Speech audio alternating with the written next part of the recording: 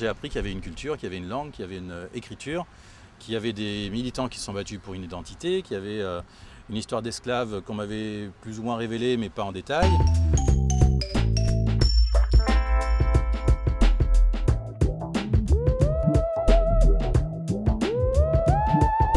Tu apprends tout ce genre de choses et puis tu te dis ah waouh, il y a des choses quand même à dire encore aujourd'hui parce qu'à l'école, forcément, j'ai pas appris tout ça.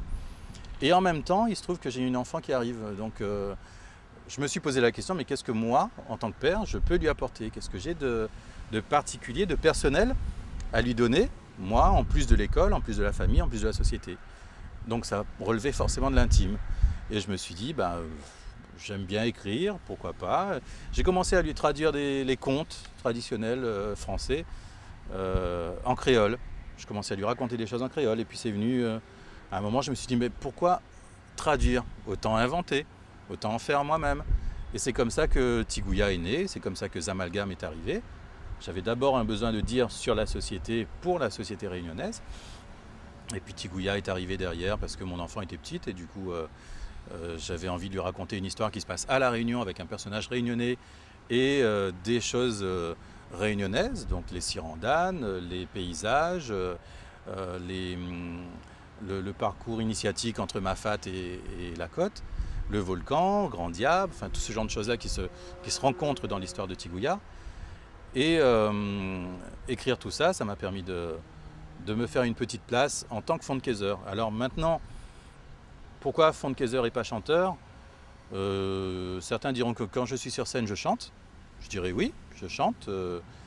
J'ai une voix qui passe à ce qu'on me dit. J'ai fait de la radio aussi à un moment, donc là-dessus, j'ai aucun souci. Je suis plus à l'aise dans les basses que dans les aigus, effectivement. Mais je chante aussi, rarement. Moi, la passe la route en corniche, dans mon loto, un Marc Tonis. Un cap tombe côté de moi, mon volant, la sape dans mon main. Moi, la passe la route en corniche, dans mon loto, Marc Tonis. Un cap tombe côté de moi, mon volant, la sape dans mon main. Moi, la paire midiao, passe la route en corniche. Moi, la paire midiao, passe la route en corniche. Moi, la paire midiao, passe la route en corniche. C'est très bien ça. Moi, la paire mort sous cap. D'ici la route en corniche. Voilà, il faut mettre ça dans les archives parce que dans quelques temps on ne parlera plus de la route en corniche.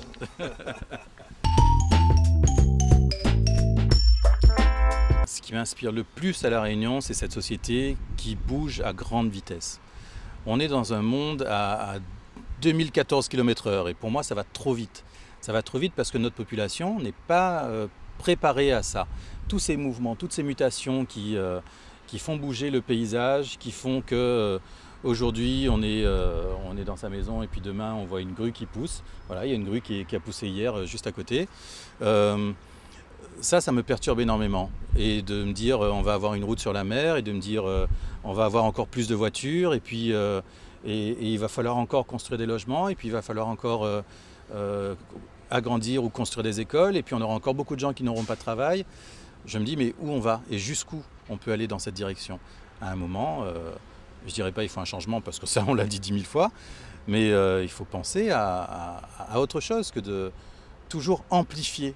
On élargit les routes, on construit, et Daniel Waro l'a dit à un moment, et ça c'est quelque chose qui m'a aussi beaucoup touché, on est capable aujourd'hui de donner beaucoup de terrain pour y parquer des voitures, donc beaucoup de surface latérale, alors que pour y loger des gens, on va mettre des trucs en hauteur.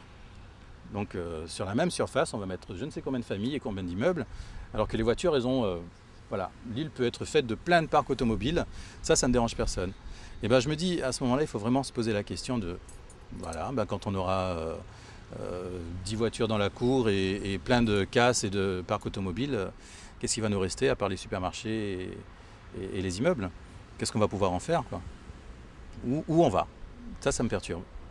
Et autant ça me perturbe quand je suis à La Réunion, parce que je suis observateur de tout ça, autant quand je voyage, j'ai toujours avec moi un cahier, un stylo, et je me pose la question de « et si La Réunion était ici, et si La Réunion était comme ça ?» Donc ce va-et-vient permanent entre là où je suis et La Réunion fait que je suis constamment dans la comparaison de cette île qui va bouger trop vite.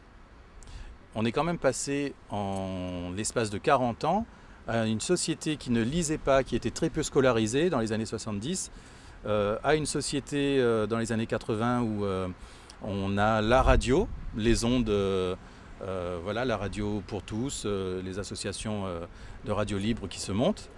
On va peu de temps après acquérir le poste de télévision dans tous les foyers et quelques années après Internet. Et puis aujourd'hui, tous les téléphones portables et compagnie, tous les moyens de communication, les réseaux sociaux. Mais dans tout ça, on n'a pas fait attention à la famille mononucléaire, la famille élargie, à la lecture. C'est-à-dire qu'on est passé d'une phase où on ne lisait pas à une phase où on écoutait, où on regardait. Donc quand on se pose aujourd'hui la question du livre et du nombre d'illettrés à La Réunion, ben, il faut se dire mais qu'est-ce qu'on a fait dans les années 80 pour permettre aux écoles d'avoir suffisamment de livres? Je fais des ateliers dans des écoles aujourd'hui qui ont des BCD qui sont minuscules, avec une cinquantaine, une soixantaine de livres. Quand on a 300 gamins, ça fait même pas un livre par enfant.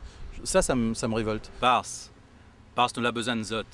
Parce nous la besoin de zot pour nous achever avancer. Parce nous la besoin de zot pour nous continuer à jouer. Pour pas nous perdre la carte, pour pas nous larguer le corps, pour connaître sur quel pied danser, pour pas être rien qu'un décor. Nous verrons jouer la comédie, nous devine à fois un dramaturgie, sinon ça encore, rien qu'un chorégraphie.